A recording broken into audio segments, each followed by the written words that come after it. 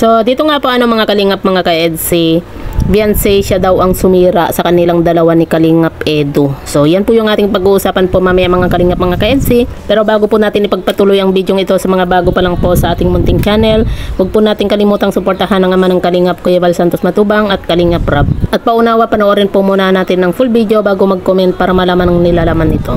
So, dito nga po mga kalingap mga ka-EDSI, meron lang po tayong nabasa nga po na isang comment na kung saan basher, mukhang basher ito ni Beyonce mga kalingap. Kumbaga parang si Beyonce lang po hindi kasama si Kalingap Edu.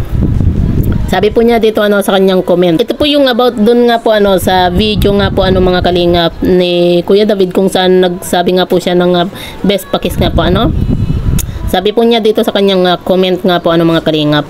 Pati na rin si Beyonce walang respeto kay Eds. Parehas lang sila ni David. Si Beyonce ang sumira sa kanilang dalawa ni Edu. Panay dikit sa lalaki at nakipagharutan pa siya kay David. Mahiya ka naman sa sarili mo, babae ka pa naman. Sabi nga po niya dito ginagalang ka pa naman ni Eds, tapos yan ang gagawin mo kay Eds porket mabait si Edu. Iintindihan ka na lang niya palagi sa mga ginagawa mo.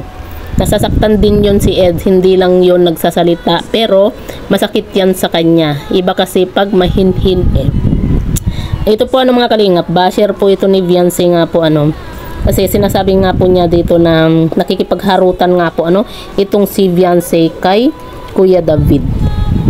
Excuse me lang hindi po nakikipagharutan itong si Beyonce kay Kuya David. Dahil syempre natural lang naman po, 'di ba? Nakasama po niya ang K-boys kasi syempre 'di ba? Inuutusan po ni Kalingap Rab minsan ang mga K-boys na ihatid po itong si Beyonce sa bahay po nila o kung saan man po pupunta itong si Beyonce, kagaya na lang po minsan kapag merong mga event, 'di ba? Or mga taping ng EDSI, mga ganyan, 'di ba? At kung nakikipag-usap man po itong si Beyonce mga kalingap dito kay Kuya David, yun po ay bilang pagrespeto po niya at pakikisama. Hindi po sa nakikipagharutan po itong si Beyonce kay Kuya David, 'di ba? Kumbaga itong si Beyonce na nga po yung parang hindi nirespeto, tapos si Beyonce pa ang parang sinisisi nitong nag-comment na ito na si Beyonce daw ang sumira sa kanila ni Kalingap Edu.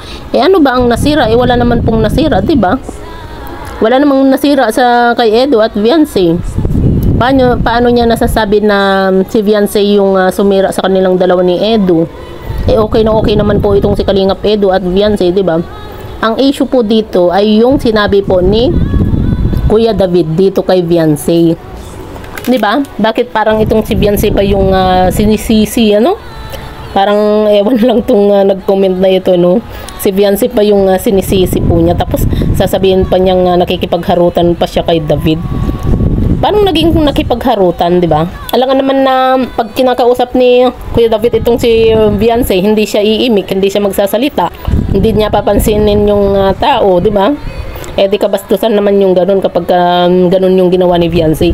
Ang ginagawa lang po ni Beyonce ay nakikisama. At syempre, 'di ba?